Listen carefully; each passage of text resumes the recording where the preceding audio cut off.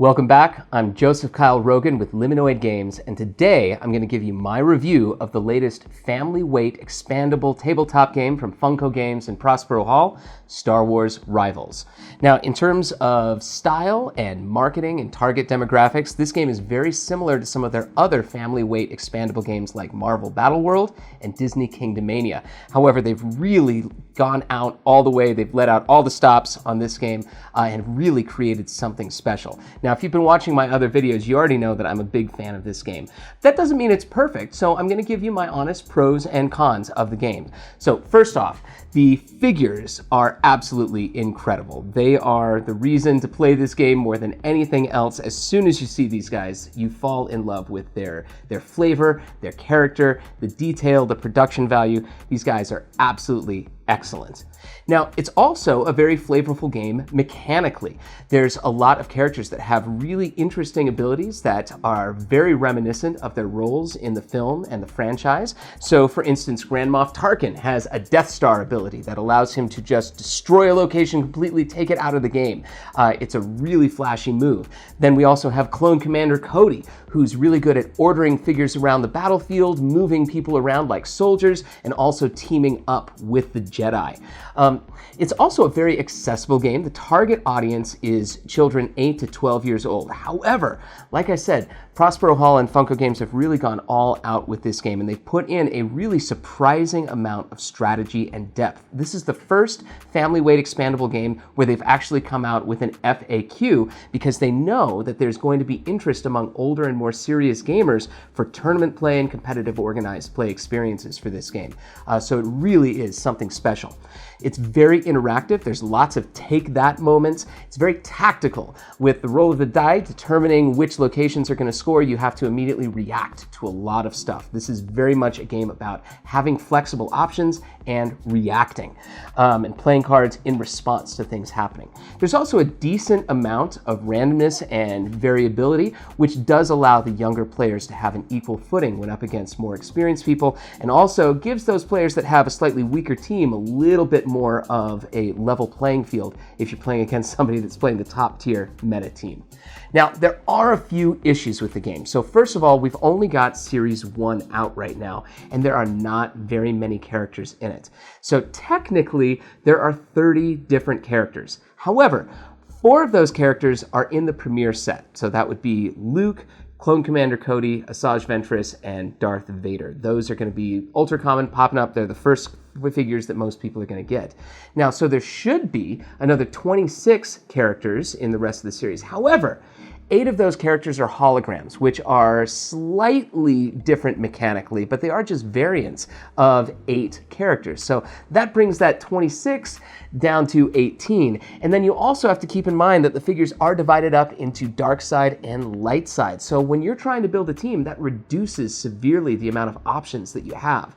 So instead of 18 characters, we're really looking at 9 characters per side that you get to collect. Now, it reduces even further because the holograms really are a significant impact on play. Like I said, this is a game about reactions and having options. The holograms allow you to have 1 extra card in your hand each turn. So there's no benefit of having more than 1 hologram on your team. They'll all give you that exact same bonus, and it does not stack. But what that does mean is that you are at a severe disadvantage if you don't have at least 1 hologram on your team, which means if you're building for the light side or the dark side, you have 1 of 4 characters that basically have to be on every team. I don't think I've ever won a game where I did not have a hologram on my team playing against a character that did have a hologram. So again, it's really limited right now in your ability to theory craft and create different teams. Hopefully, this problem will get solved as they release future series of this game, and hopefully they'll come out very, very quickly. Now, I also have to say, it's not incredibly well balanced at the moment. There are some characters, like Clone Commander Cody, that are just extremely good. And then there are other characters, like Supreme Leader Snoke, that are just extremely bad. So it's really not a game where you can take any 3 characters that you want, mix and match them, and that you'll be good. We really are looking for some good characters, some combinations, and there are some teams that are absolutely devastating. Right now, if you take Wicket W. Warwick, who's one of the brand new con exclusive characters, and pair them with C-3PO and Yoda, you can basically draw and play your entire deck most of the time in the game. It's really incredible. And when you compare that to a team like Asajj Ventress, Captain Phasma, and Supreme Leader Snoke, there's really just no comparison there.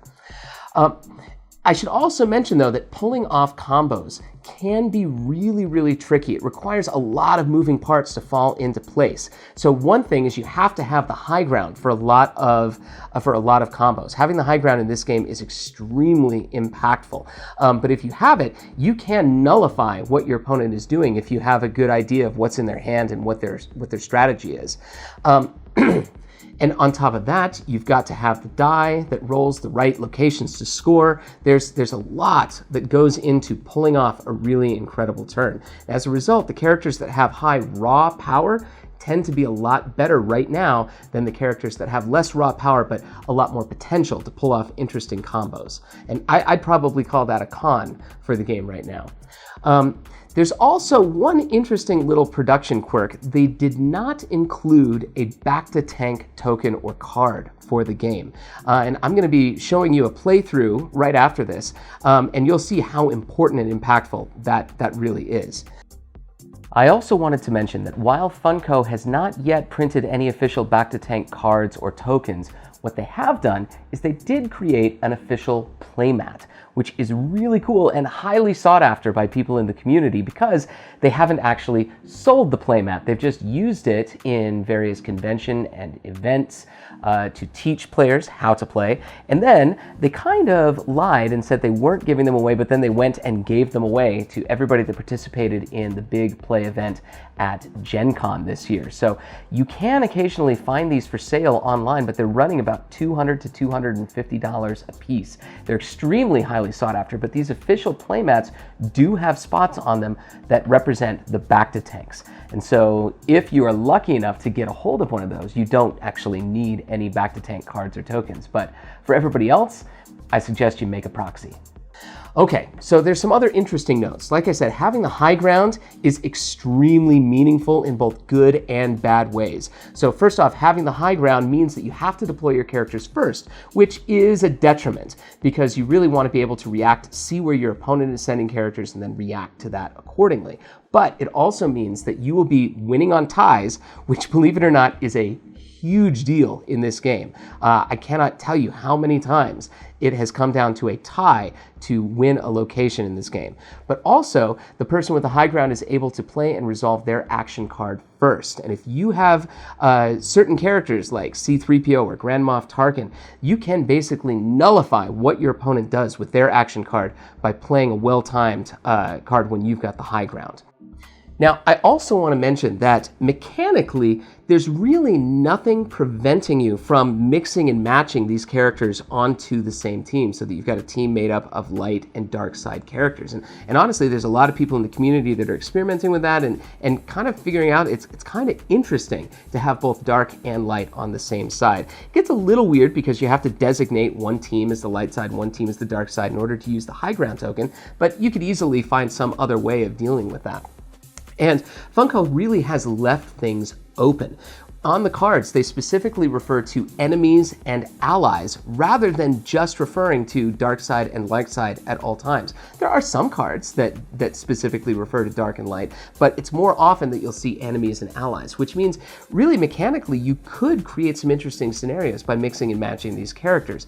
And Funko is known for putting details into their games that leave things open for players to come up with their own variants, such as the outside borders on some of the boards or maps for Funkoverse. It's an interesting little detail that Funko hasn't done anything with yet, but that players can do stuff with by combining boards together to create larger experiences. They've also left open some game design space if they want to create characters that are neither on the dark or the light side. And that is a big important part of Star Wars lore, and it's becoming bigger, especially with the end of Episode 9 and Rey's yellow lightsaber suggesting that she's not following the light or the dark side. And there are more and more characters popping up in Star Wars canon. So I fully expect in the next few years to find some characters that are gray side Force users. Or other characters like the modern incarnation of Boba Fett that follows their own path right in the middle and that could be placed on either a light or a dark side team. But all of that said, Funko has been very, very clear that anytime that they do supported organized play, they will be requiring that the two types of characters stay on their own respective sides. For them, it is a key and integral part of the game design, having it dark versus light. And that might also be a licensing requirement from Disney and Lucasfilm. I have no idea, just speculation. Okay. We do have to talk about marketing and sustainability because this is one of the biggest issues for Funko as a company and one of the biggest criticisms about their strategies. So this is similar to Marvel Battle World and Disney Kingdomania in that it is sold through blind box boosters. However, it is a lot better than that because they come in simple cardboard boxes, which are actually easily recyclable, at least in my area, and they do not come in these ridiculous plastic capsules. I have so many of these plastic capsules from Battle World and Kingdomania, and I don't know what to do with them. I'm probably just gonna hold on to them for the rest of my life out of guilt of possibly throwing them away and then them ending up in a landfill and polluting the environment, all of the single-use plastics. It's absolutely ridiculous. So I'm so thankful that Funko Games has chosen to switch to simple cardboard boxes. I'm really hoping that for future series for Marvel Battle World, and if they bring back Disney Kingdomania or any other games in that vein, that they'll do the same and just start putting everything in simple, recyclable cardboard boxes. Now, Funko is also known for having a lot of wasted space. So in a booster, you only get one of these figures, but you also get lots of extra cardboard tokens for the token characters and cards that are just gonna be building up. I have tons of these now, and dice.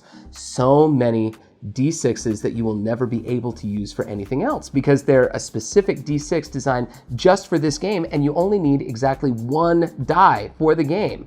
Not even one die per player, you just need one, and you're not going to use the D6s that come in the boosters anyway because they give you this really cool Kyber crystal shaped die in the premiere set. This is the one everybody's going to want to use. So it is a lot of wasted material, but it's not as much wasted material as some of their other games. Now, the rarity curve for this game is very, very flat. Most of the characters are the exact same rarity as the others. There are exactly 6 common characters that have a 2-to-1 distribution, which means for every Finn, you're going to have exactly 2 General Grievuses. Now, that's not nearly as bad as a game like Marvel Battle World, where for every iridescent, venomized Iron Ham, you're going to have like 13 ants. So it is a lot less wasted plastic, and that also means it's a lot easier for collectors to collect the entire series set, especially if you follow the advice in my unboxing guide videos. Now, the blind box distribution, it does appeal to younger children, and the price point for the game is very, very affordable. If you are just a kid or a parent that wants to just get something for their kid to put on their shelf and play with, $5 is very, very affordable for that. If you want to go the route of buying a dark and a light side booster to try the game out, you can play the game for $10. If you want to do the premiere set and have 2 characters on a side, you can try the game out for $20. If you want to get the full experience and try the game out with 3 characters on each side, well, that's $30. All of these are very affordable. And if you follow the advice in the unboxing guides, you can collect the entire series for about what you would pay for a Kickstarter miniature game, like something like Marvel United from CMON. The prices are fairly comparable for what you're getting. So you can get the whole thing for probably under $200, and for these characters, that's probably worth it, especially if you can sell your extras on eBay or you can trade them or give them to friends. So it's fairly affordable as far as this type of game goes. But collectors like me, I'm sure, would still love to see some actual box sets where it's not blind, where you know exactly what you're getting, like a box set for the film Rogue One, for instance, where you've got a bunch of characters, you know what they are.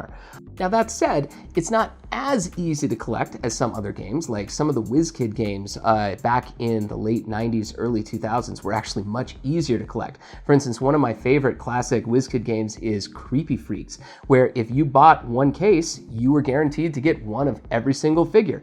It's a little bit more challenging with this, where you have to buy 2 booster displays, and you have to hope that they're 2 different displays, and then you're going to get 6 duplicates of each character. So it's not ideal, but it's pretty good as far as these games go. I do want to talk about the token characters. So like I said, each booster contains 2 token characters. These are very similar to the token characters in Funkoverse, but they've got a little bit of an upgrade. Whereas the token characters in Funkoverse are all extremely generic and have the exact same basic abilities, Funko Games actually went to the trouble of designing interesting action cards that are unique for these token characters, which does give them a little bit of flavor, and it opens up some design space for future token characters, and it allows the community to do a little bit of theory crafting and play around with some variants. Like, would it be worth it to play a token character on a team where you're trying to cycle through your action deck very quickly because the token characters only have 1 action card each? Would it be balanced to replace 1 figure with 2 token characters? These are all really interesting questions, which should be very fun to explore as this game becomes more popular. Now, there is one fairly significant downside with the way that this game is distributed, and that is that limited play does not look like it's really going to be a thing for this game, unlike games like Hero Clicks for WizKids, where limited play is a really big deal. The flat rarity curve, the fact that there's only 1 character per booster, the limited number of characters in a series, all means that limited play is not going to be very interesting unless you're a brand new character being introduced to it. So for instance, I know they've got a limited tournament going on right now as I'm recording this at Gen Con, which should be really, really fun and actually looks really generous, where you're getting like 5 boosters to play the game.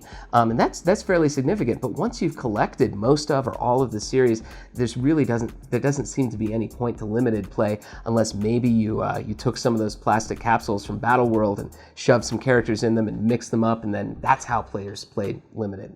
So that's basically my thoughts on this game. I really am enjoying it. It turns out I'm not very good at it yet. There is a lot of deep strategy, and my kids and friends and wife are all really enjoying just trouncing me at this game. But right now we're going to show you exactly how to play the game with a full game playthrough, and then in a later video we're going to cover some of the interesting corner cases with the rules to show you really how deep the rules of this game goes. So thank you so much and enjoy this actual playthrough. Hi, I'm Joseph Kyle Rogan with Liminoid Games, and I'm here with my son Dante, and today we're going to teach you how to play Star Wars Rivals from Funko Games. So we've got everything set up right here. In the center, you'll see we've got several locations, and each one of these locations is worth a certain number of points. And we've got a deck full of these location cards right here. Now, the instructions say that each player should be choosing 6 different locations that work well with their team, and then those get shuffled together into a deck.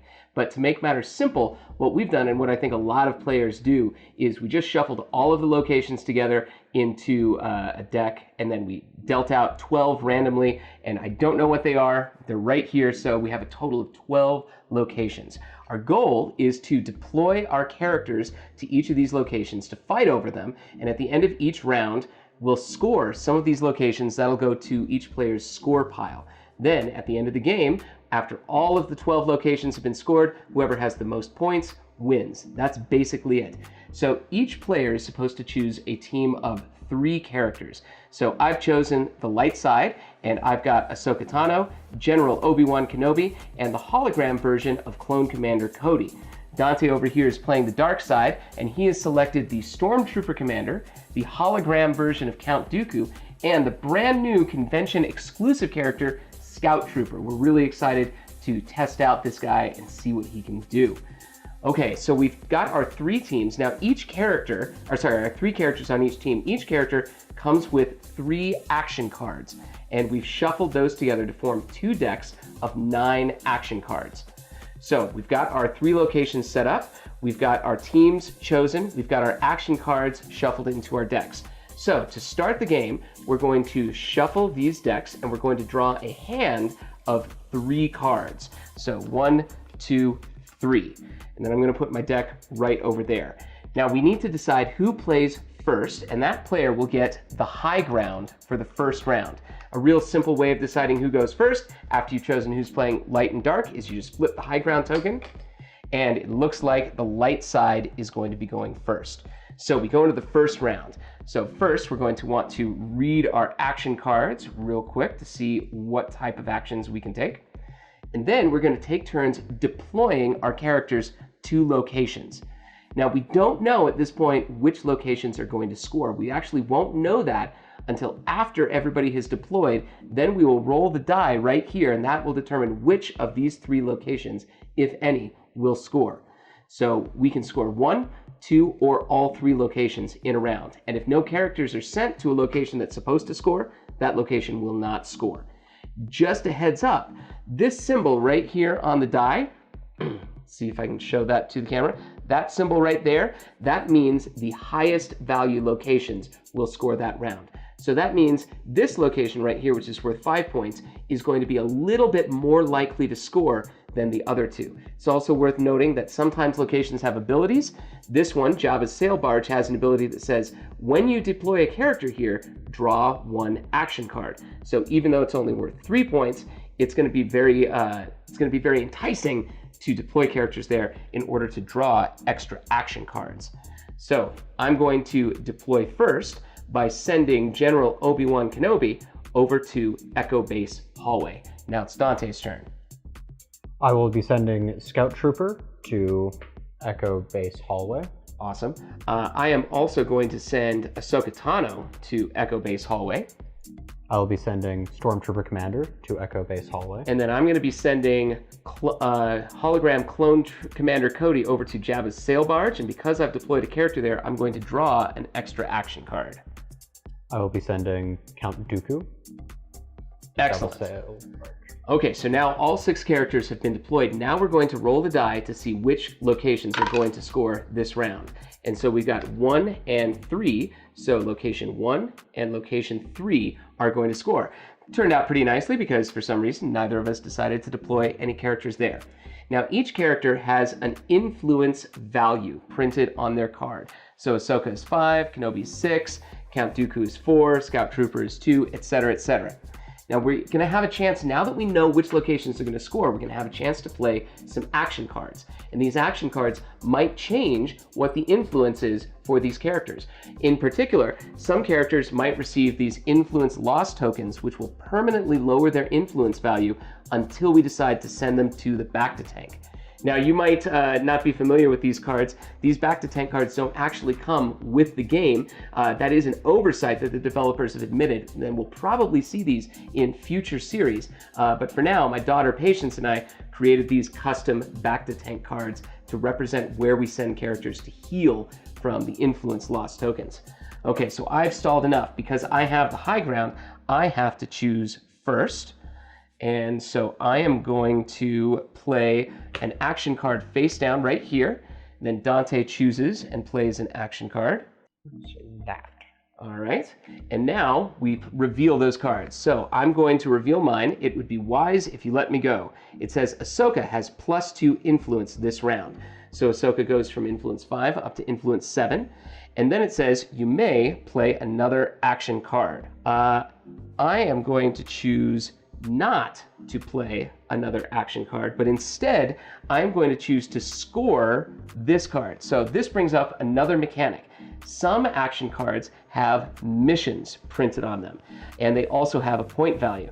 And when the condition of the mission is met, you can score the mission card, and that will go directly to your score pile and earn you points at the end of the game. So this says, score from hand if Ahsoka is the highest influence character, even if tied. So right now that is true. Ahsoka has +2 influence, so Ahsoka is 7, and that means I can play this, and it goes right here to my score pile. Okay, now it's Dante's turn to resolve his action card. Twice the pride, double the fall. Play action card. You may take its action twice. And yeah, that is a very, very powerful action card from Count Dooku.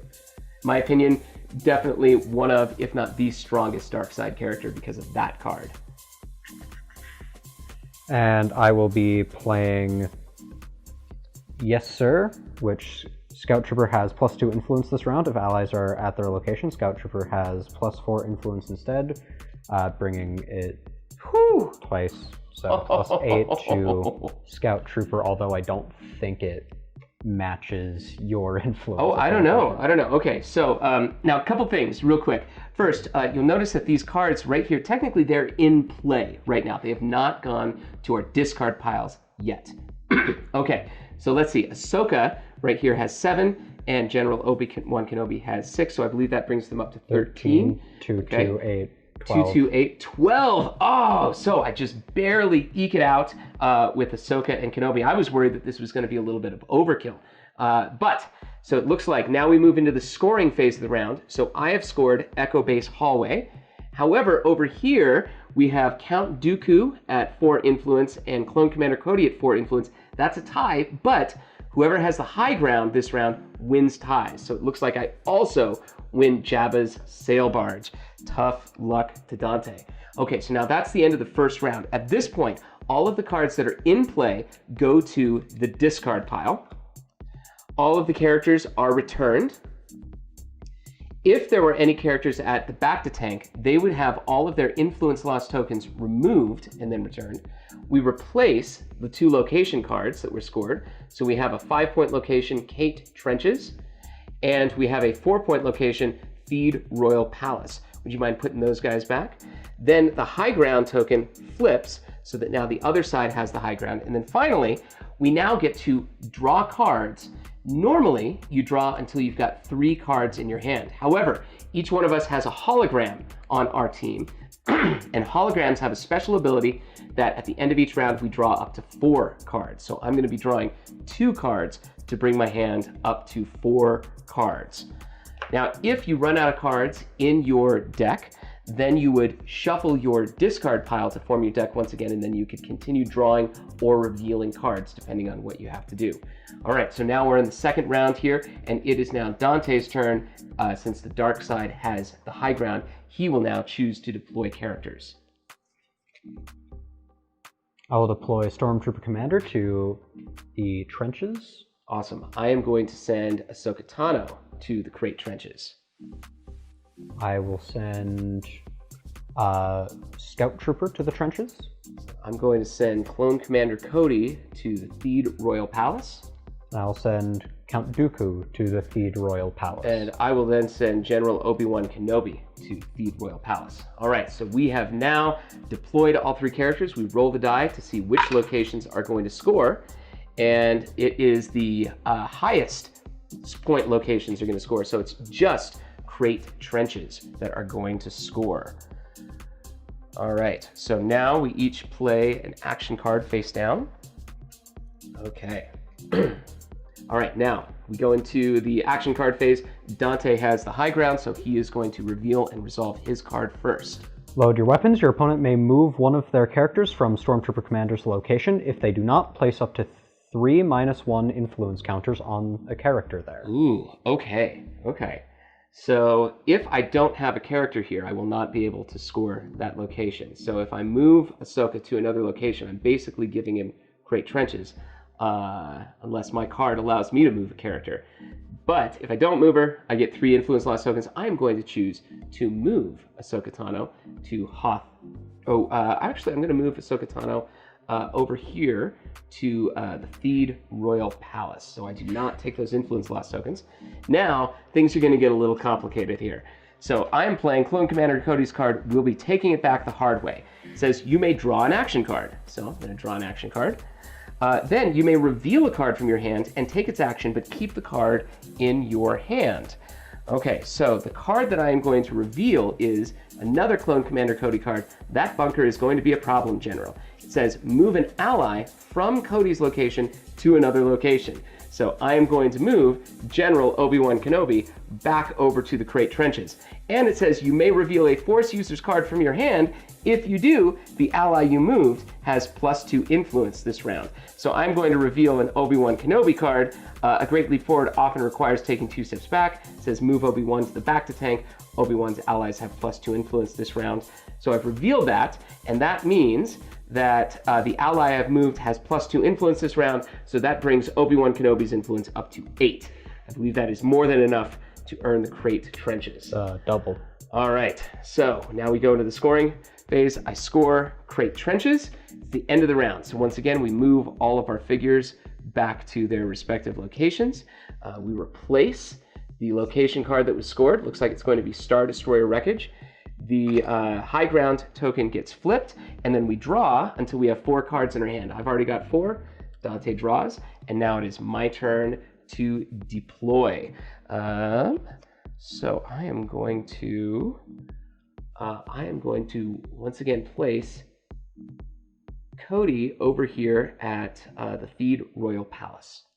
I'm going to move Stormtrooper Commander to Star Destroyer Wreckage. Okay. I'm going to put Obi-Wan Kenobi over here again with Clone Commander Cody. Since I only revealed that card that ended up working last turn, I think you can see where my strategy is going. Count Dooku will join. Okay. All right. And I'm going to send Ahsoka over here to Hoth Trenches. Send Scout Trooper.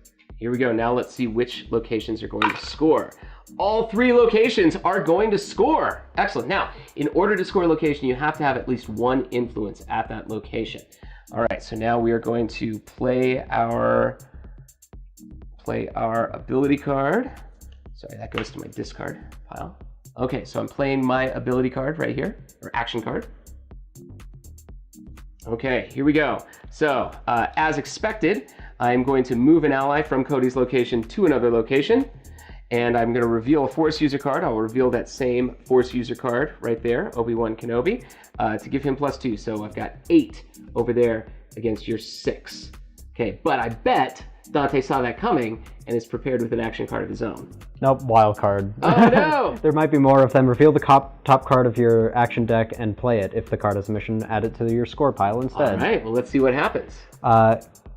Keep on that one. No. It'll take you 2. Place up to 2, -1 influence on enemies at Scout Trooper's location in any combination. If exactly 2 enemies are there, you may place an additional 1, then play another action card. Oh my goodness. Okay, so you're placing 3 influence loss tokens on Obi-Wan Kenobi?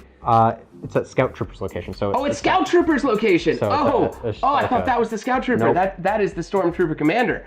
Oh, okay. Curse So you, it's just Empire, 2. and your generic looking uniforms. Okay. And I believe it's just 1 but since there's only no 2 because Scout Trooper is alone. Yeah. Scout So Trooper likes to be together. Yeah, I also believe I don't play an extra action card then because... Okay, if exactly 2 enemies are there. That is true. All right. Oh, unfortunate. Whew, okay, so it looks like then I have scored all 3 locations. Is that correct? Yep. Okay. It is turning out that perhaps that Scout Trooper is not a really great character. Now, that's actually probably good because the Scout Trooper is a convention-exclusive character, and Funko promised that when they release these exclusive characters, that they would not be releasing characters that are going to be metagame warping really the most powerful characters in the game. And so it looks like they succeeded in that with Scout Trooper. However, the other convention-exclusive character, Wicket W. Warwick, he is an absolute beast, especially when paired with C-3PO. So I think they failed in that regard. Okay, so that is the end of another round. All the characters get sent back. Ahsoka Tano is now injured from her influence loss tokens. I will need to send her back to tank if I want to get rid of those, but maybe there's some other ways I can do it. We're going to replace these locations. We've got 3-point location Darth Vader's Meditation Chamber. The ability says if you score this location, you may remove all influence loss from a character here.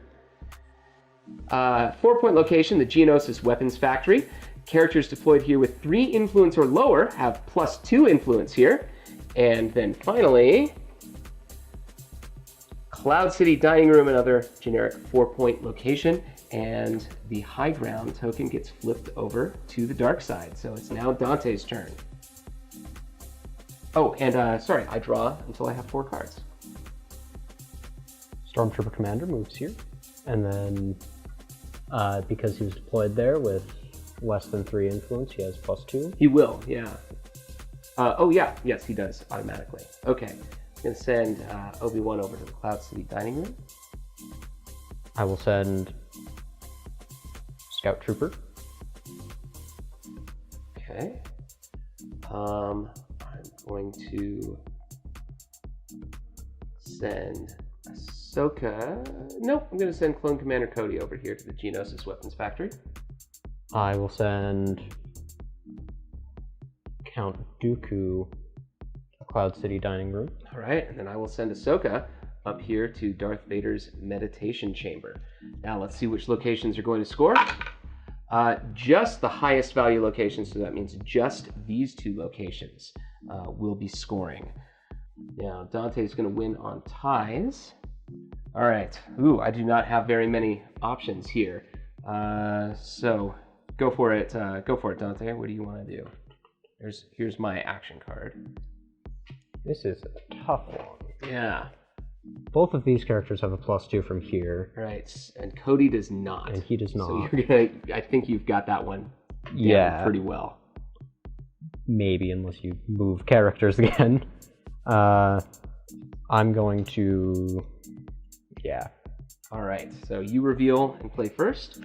Count Dooku and all allies at the same location have +2 influence this round, so he gets +2. Okay, so he goes up to 6. And then I may discard a card and draw 2 action cards. Ooh, so okay. I think you've got this round. I will discard You Disappoint Me, Surely, You Can Do Better, which is I can take an ally to the back to tank and double Dooku's count. And then I'm going to draw 2 cards, so I have to shuffle my discard pile now since I've run out of cards to draw. Okay. So while Dante is doing that, I am going to reveal and resolve my card. It takes strength to resist the dark side. I move all influence lost tokens from an ally to Obi-Wan, and then I ignore all influence lost tokens on Obi-Wan this round, but I believe we are tied at this point. So Count Dooku has 6 and Obi-Wan has 6 because he's ignoring these, and you win on ties. So I believe you win both of those 2 locations. Is that correct? I believe so. Okay, awesome. So let's go to scoring. So Dante earns his first locations of the game. These cards go into our discard pile. Okay, so you would draw first before you, discard that. Okay. Characters go back. New locations. So the Emperor's Throne Room, a 3-point location. Dark side Force users have +1 influence there. And the Naboo Great Grass Plains, it's a 6-point location. When a character is deployed here, place an influence loss token on them. And I'm going to flip that over to the light side and then draw until I have 4 cards in hand. And I deploy first. I'm going to send Obi-Wan to the Great Grass Plains, which places -1 influence on him. I will deploy Count Dooku here. To the throne room. All right. So he's at 5 while he's there.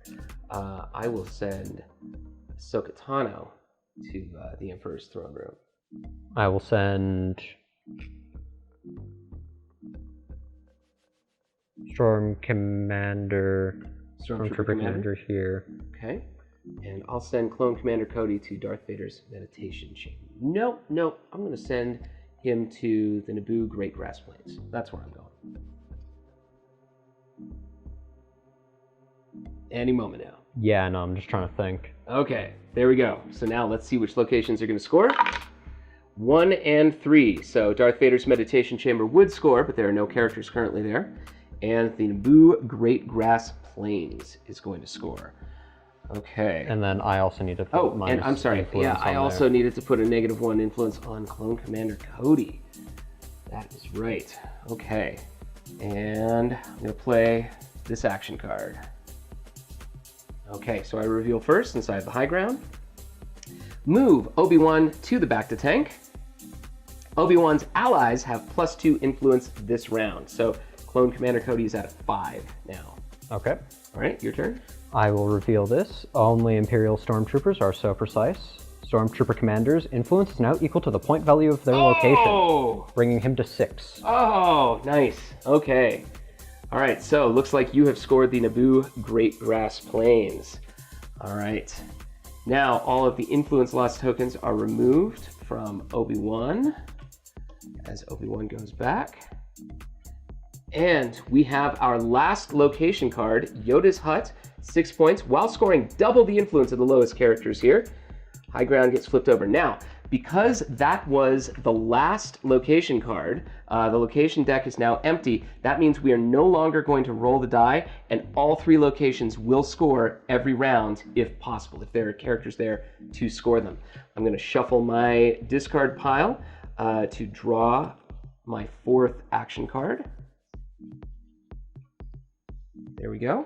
And it is Dante's turn to deploy first. Stormtrooper Commander. Okay. We'll move here. All right. Going to send General Kenobi to Yoda's hut. I will send Count Dooku to Yoda's hut. All right. I will send. You know what? I'm going to end the game because I think I'm in the lead. So I'm going to send Ahsoka to the Emperor's throne room. And there. So this will be the last round, unless you somehow remove all of the influence from Clone Commander Cody. Okay. There we go. There's my action card. All right. Dante reveals first. If your opponent may move one of their characters from Stormtrooper Commander's location if they do not place up to 3 -1 influence counters on the character there. All right. Well, I am not going to move General Obi-Wan Kenobi. So I get 3 influence loss tokens on Obi-Wan Kenobi. But that doesn't matter because you don't have to carry a sword to be powerful. Ahsoka has +1 influence this round, so that brings Ahsoka up to 6. Then check Ahsoka's influence now. Ahsoka's allies' influence this round is equal to that value, so all 3 of my characters are 6 right now. I believe you only have 5 here, so I've got 6, 6, and 6. But doubles the lowest influence character. So you tie me there. So Stormtrooper Commander goes up to 2. And you've got 6, and I've got 6, and so that is tied. You win ties because you've got the high ground token. So you take Yoda's hut, and I take the Emperor's throne room and Darth Vader's meditation chamber, which also removes the influence loss token from Clone Commander Cody. But that doesn't matter because that was the final round of the game. We now add up our points to see who won. So let's see here. I've got 10 and 10 and 30. I have 35. 20. All right. So that is the game. Now, you notice that sometimes the scores are this lopsided, and I think one of the troubles with this game, one of the weaknesses, is that if you know what the location cards are, and if you know what the mission cards are in each person's deck, you can actually reach a point fairly early in the game where you realize that one player is totally mathed out and it's impossible for them to win. And that's kind of where we got there in that last round, where I just decided it doesn't really matter how many locations he wins. I just want to end this game because I'm in the lead. But unfortunately, that can actually happen pretty early in the game if you know what's in that location deck. So Dante, any final thoughts? Probably should have read the cards beforehand. I did give him some characters he hadn't played yet. So thank you so much once again for Liminoid Games. This is Dante and Joseph Rogan. Thank you so much.